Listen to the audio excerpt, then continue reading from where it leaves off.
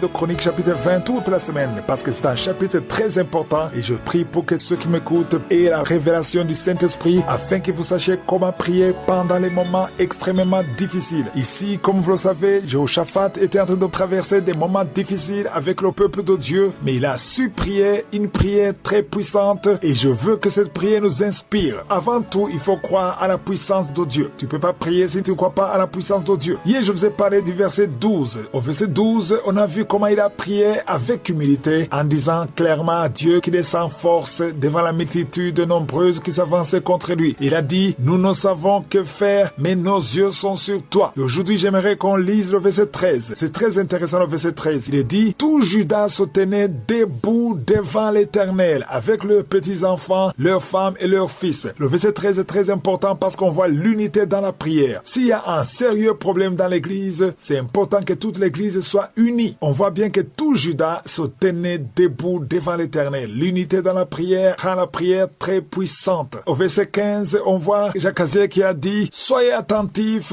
tout Judas et habitants de Jérusalem. Et toi, roi Josaphat. Il avait même plus peur du roi. Il a dit, même toi, roi Josaphat. Ainsi parle l'Éternel. Ne craignez point et ne vous effrayez point devant cette multitude nombreuse, car ce ne sera pas vous qui combattrez, ça sera Dieu. Alléluia. C'est pas eux qui allaient combattre, c'est Dieu qui allait combattre. Ça me rappelle Exode 14, 14, quand le peuple de Dieu quittait l'Égypte. Ils étaient désespérés. Il y avait la mer rouge devant eux, il y avait l'armée de Pharaon derrière, et Moïse a dit au peuple de Dieu, au verset 14, Exode 14, 14, il a dit, l'Éternel combattra pour vous et vous gardez silence. Ça, c'est important de comprendre qu'il y a des situations où tu ne peux pas combattre, et c'est Dieu lui-même qui combat pour toi. Et au verset 16, il a dit, demain, descendez contre eux. Ils vont monter par la colline de Tits et vous les trouverez à l'extrémité de la vallée en face du désert de Jirouel. Je vais attirer votre attention sur le verset 17. Le verset 17 dit, vous n'aurez point à combattre